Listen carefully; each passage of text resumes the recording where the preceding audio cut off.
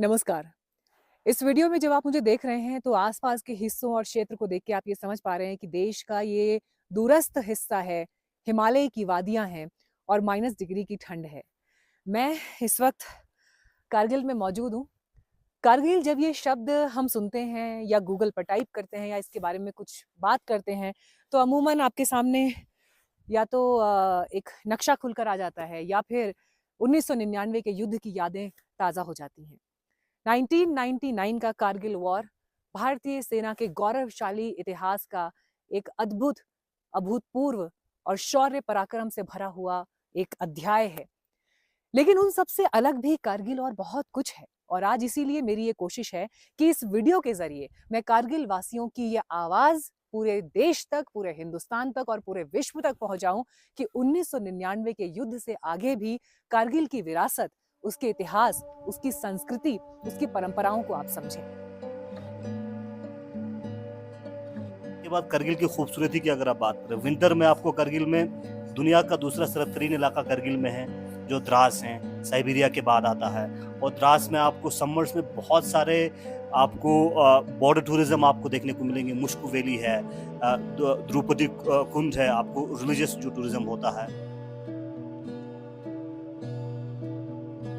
जितने भी टूरिस्ट आते हैं ये जिक्र ज़रूर करते हैं कि लेह लद्दाख, करगिल का नाम नहीं आता है। तो इससे एक डिस्ट्रिक्ट पूरा बिछड़ जाता है क्योंकि वार के सीन से जोड़ा जाता है। बामियन टाइप स्टेचू के बारे में आपने सुना होगा। जब तालिबान ने बामियन टाइप स्टेचूज को अफगानिस्तान में ख़त्म किया था, डिस्ट्रॉय किया था, बामियन टाइप स्टेचूज पूरे वर्ल्ड में सिर्फ करगिल में हैं, वो करसेखर में हैं।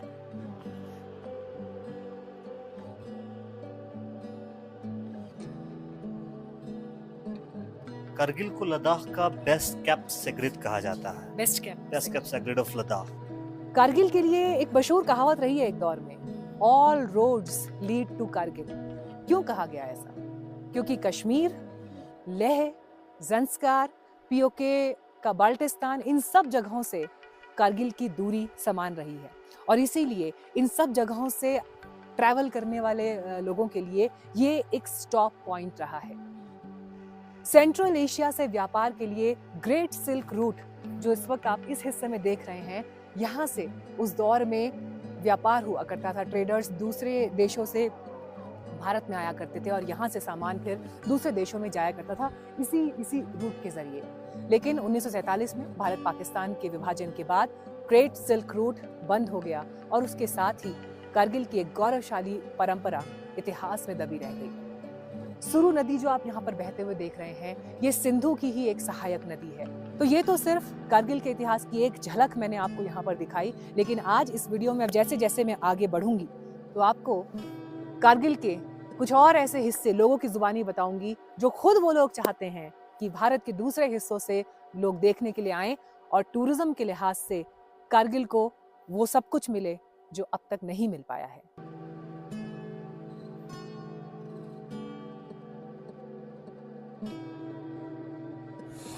जो सुरु रिवर के उस पार जो अभी जो रोड नज़र आ रहा है वो पहले सिल्क रूट के नाम से जाने जाते थे और ये रूट पीस वाला रूट था। यहाँ पे कोई लुटेरे नहीं थे इस रूट के अंदर, तो बहुत सारे जो ताजिर थे अपने इस रूट के थ्रू अपना माल लाते थे सेंट्रल एशिया से और चीन से लेके लेह लद्दाख से होते हुए गिलगित बल्तिस्तान से होते हुए करगिल पहुंचते थे और करगिल में ये माल एक्सचेंज होते थे अपने गुड्स। उस वक्त पे ये पैसे का सिस्टम नहीं था तो गुड्स एक्सचेंज होते थे और गुड्स एक्सचेंज करने के बाद ताजिर अपने राह फिर से वापस जाते थे। ये कारगिल के लिए एक महत्वपूर्ण व्यू पॉइंट है क्योंकि आप देख रहे हैं सुरु नदी के किनारे पूरे कारगिल सिटी को यहाँ पर बसा हुआ, और जितने भी लोग यहाँ पर आते हैं फिल्म शूटिंग के मकसद से या जब आपको कारगिल दिखाना है तो ये एक आइडेंटिफिकेशन के लिए महत्वपूर्ण पॉइंट है। लेकिन इससे अलग कारगिल के लोग कारगिल की पहचान के लिए किन जगहों को आज आइडेंटिफाई कर रहे हैं, मैं कारगिल बाजार पहुंच रही हूँ उनसे बात करने के लिए।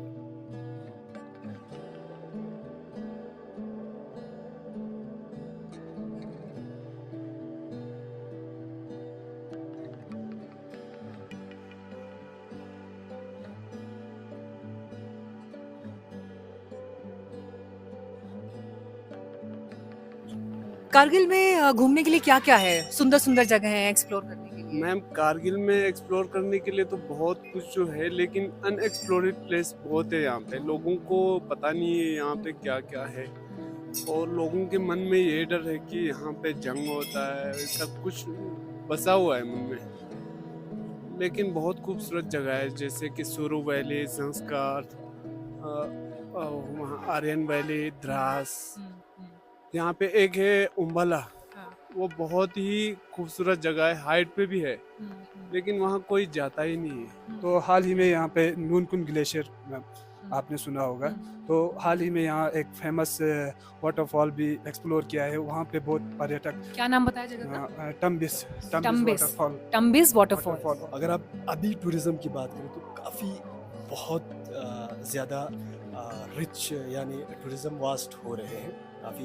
कारगिल में बढ़ा है? हाँ, बढ़ा है। आफ्टर 370 या उससे पहले? नहीं, इससे पहले आफ्टर 70 के बाद थोड़ा सा फंडिंग ज़्यादा रेस हो चुके हैं। ये चीज़ तो हमें नहीं भूलना चाहिए, क्योंकि बजट काफ़ी बढ़ चुका है, एनहांस हुआ है। इससे पहले बजट इतना नहीं आता था।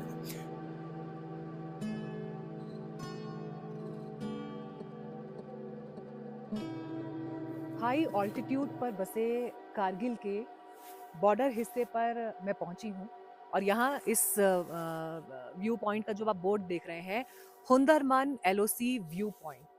ये हुंदरमन गांव यहीं पर करीब है, और पहले इसका नाम कुछ और था, लेकिन मेजर मान के नाम पर 1971 वॉर के इतिहास को देखते हुए इसका नाम हुंदरमान यानी मेजर मान के नाम पर बदल कर रख दिया गया। एक तरफ सरकार जहां बॉर्डर टूरिज्म को इस वक्त बढ़ावा दे रही है, उन सबके बीच लोग जिन्हें मालूम चलता है यहाँ के बारे में, धीरे धीरे ये हिस्सा थोड़ा पॉपुलर होना शुरू हुआ है, तो लोग यहाँ पर पहुँचते हैं। हालांकि जो ये 6 महीने सर्दी के रहते हैं, उस वक्त में ये हिस्सा जो है दो देश के बाकी हिस्सों से कट जाता है। लेकिन अब मैं आपका ध्यान उस तरफ ले जाना चाहती हूँ। स्ट्रैटेजिक लिहाज से ये कितना इंपॉर्टेंट है ये समझिए। ये जो सड़क आप देख रहे हैं, भारतीय फौज यहाँ रहती है, और उस तरफ से पीओके शुरू हो जाता है, पाक ऑक्यूपाइड कश्मीर, गिलगिट बाल्टिस्तान का हिस्सा। और जब आप उस हिस्से की तरफ देख रहे हैं, तो आप ये मानिए कि हुंदरवन विलेज अपने आप में एक बहुत ही ऐतिहासिक जगह है, क्योंकि 1971 से पहले पाकिस्तान के वो कब्जे में था, लेकिन 1971 के बाद से भारत के हिस्से में हुंदरमन विलेज है। और इसीलिए यहाँ पर क्योंकि जैसे जैसे इस हिस्से का नाम थोड़ा सा बड़ा है, लोग पहुँचते हैं। और जब हम कारगिल के टूरिज्म की बात कर रहे हैं, तो यकीन मानिए कारगिल में ऐसा बहुत कुछ देखने के लिए और एक्सप्लोर करने के लिए है, जिसके बारे में फिलहाल लोगों को ज्यादा नहीं पता। शान से जब आप इस तिरंगे को लहराते हुए देखते हैं, तो मुझे लगता है हर भारतीय को कम से कम एलओसी बॉर्डर के इस हिस्से तक आकर जरूर ये देखना चाहिए कि भारतीय फौज कहाँ कहाँ रहकर आपकी सरहद की निगहबानी करती है। और उन सबसे इम्पोर्टेंट, भारतीय फौज के पीछे जो दूसरी फौज खड़ी है, वो है कारगिल के लोग। क्योंकि अगर ये लोग यहाँ ना हो, इस सुदूर क्षेत्र में जहाँ पर सांस लेना कठिन है, जहाँ पर बसना कठिन है, जहाँ पर जीवन के सबसे बड़े संकट बर्फ के इस वक्त में देखने को मिलते हैं, इस वक्त में भारतीय फौज को सबसे ज्यादा सपोर्ट करने वाले और लोकल आधार देने वाले यही कारगिल के स्थानीय लोग हैं। खुशनसीबी हम कहते हैं कि ये है कि यहाँ के हुंदरमान के विलेज के हर एक घर से कम 1-1, 2-2 पोस्टर है जो आर्मी के लिए काम करते हैं। क्या बात। सुबह 4 बजे से पहले वहाँ पोस्टों पे पानी लेते हैं, फिर दिन को आर्मी के लिए राशन पानी लेते हैं, और ये इनका डेली रूटीन है। कभी ये हफ्ते में एक बार नहीं, कम से कम डेली रूटीन इनका ये ड्यूटी है, समझो कि इनका एक ड्यूटी है। हुंदरमान की हिस्ट्री के बारे में बात करें तो पहले पाकिस्तान के कब्जे में रहे, फिर 1971 से भारत के पास है, लेकिन कुछ वहाँ हिस्सा छूट गया, कुछ यहाँ रह गया, कुछ रिश्तेदार वहाँ रह गए, कुछ सामान यहाँ आ गया। ये जो पार्टीशन का दर्द है, मुझे लगता है 1947 में जो हमने महसूस किया, 1971 में उन्होंने फिर महसूस किया। ये पार्टीशन का दर्द खासकर बेवतन होना या जला वतन होना, क्योंकि वतन तो यहाँ रहा, लेकिन लोग बहुत सारे यहाँ से निकल गए जंग की डर की वजह से। आप खौफ दहशत तो होते हैं, जंग कहीं भी हो, लोगों को अपना जान तो प्यारी रहती है, लेकिन बहुत सारे फैमिली अभी यहाँ के अभी पीओके में बसते हैं। तो हमने भी कई बार हमारे गांव वाले या डिस्ट्रिक्ट एडमिनिस्ट्रेशन ने कई बार इंडियन गवर्नमेंट से रिक्वेस्ट की है कि कम से कम मुजफ्फराबाद की तरह, पुंछ रजौरी की तरह, हालांकि वो बॉर्डर इतने टेंस हुए, आए दिन हम पढ़ते हैं अखबारों में या सोशल साइट पे कि घुसपैठ वहाँ से होते हैं, लेकिन ये बॉर्डर पीस है। 1999 के बाद यहाँ पे कोई किसी किस्म की भी कोई यहाँ पे ऐसा घुसपैठ का मसला नहीं हुआ है। ये इंडियन गवर्नमेंट भी जानते हैं, खुद POK की सरकार भी जानते हैं।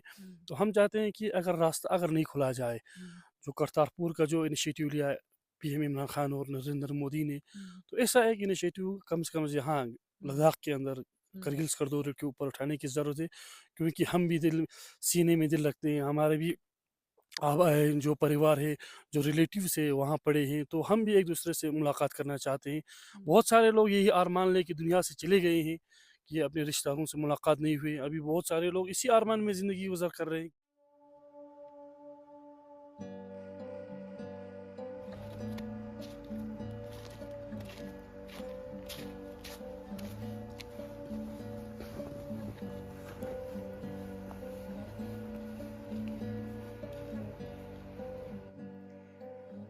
इस वक्त तस्वीर में जो फ्रेम आपके सामने है, ये लद्दाख कारगिल में बसी भारत की रिच हिस्ट्री का गौरवशाली पल इस वक्त आप देख रहे हैं। भगवान बुद्ध की ये प्रतिमा जो इस वक्त आपने देखी, ये विश्व में दूसरी सबसे ऊंची प्रतिमा है और वर्तमान में सबसे पहली इस सेंस में आप कह सकते हैं, क्योंकि अफगानिस्तान में बामियान में जब भगवान बुद्ध की सबसे बड़ी प्रतिमा को तालिबान ने गिरा दिया, तो उसके बाद दूसरी प्रतिमा ये है जिसकी ऊंचाई 6 मीटर है।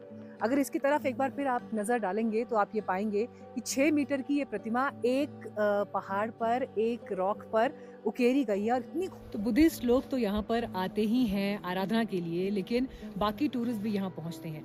लेकिन ये प्रतिमा बौद्ध धर्म के अनुयायियों के लिए और मुस्लिम बाहुल्य क्षेत्र कारगिल की भाईचारे और अमन का भी प्रतीक है, क्योंकि 150 किलोमीटर के दायरे में यहाँ पर कोई बुद्धिस्ट गांव या बौद्ध धर्म से जुड़े लोगों की बस्तियां यहाँ नहीं है, लेकिन यहाँ बसते हैं स्थानीय मुस्लिम जो यहाँ पर इस प्रतिमा की रक्षा करते हैं, संरक्षण करते हैं, देखभाल करते हैं और कौन आ रहा है कौन जा रहा है इस बात का भी ख्याल रखते हैं। इससे आप ये समझिए कि ये जो संबंध है ये कितना गहरा है, जिसकी जड़ें इतिहास में दबी हुई हैं।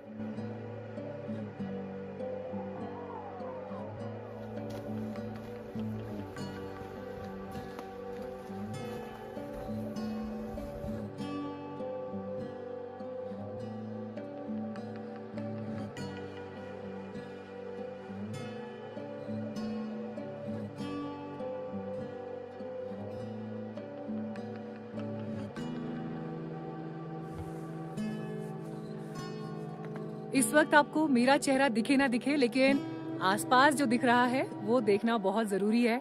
मेरा माइक इस ठंड में अब काम करना बंद हो चुका है, बैटरी बहुत जल्दी एग्जॉस्ट हो रही है, लेकिन उन सबके बीच जो नज़ारा इस वक्त आप बैकड्रॉप में देख रहे हैं, कश्मीर का गुलमर्ग तो आपने बहुत देखा है, लेकिन ये है लद्दाख का गुलमर्ग। क्यों इसे गुलमर्ग कहते हैं? क्योंकि यहाँ पर कारगिल में जो बाकी क्षेत्र है उनके मुकाबले सबसे ज़्यादा बर्फ गिरती है और समर सीजन में खूबसूरत ग्रीनरी दिखाई देती है। जो अभी आपको बर्फ से ढके हुए हिस्से दिखाई दे रहे हैं, वही हिस्से आपको हरियाली से भरे पूरे दिखाई देते हैं। और उस टाइम पर ये एक पिकनिक स्पॉट है, न सिर्फ कारगिल वासियों के लिए, लद्दाखियों के लिए, बल्कि जो बाकी टूरिस्ट भी यहाँ पर पहुँचता है वो भी यहाँ पर आता है। उसके साथ ही ये गेटवे है सुरु वैली के लिए, क्योंकि यहाँ से जो ये सड़क आप आगे देख रहे हैं ये सुरु वैली की तरफ जाती है। तो आज इस वीडियो के जरिए मकसद यही था कि आपको कुछ कुछ ऐसा दिखाया जाए जो आपको कारगिल भूमि को सिर्फ युद्ध भूमि से जोड़ कर ना देखें, बल्कि उससे अलग भी बहुत कुछ और देखें।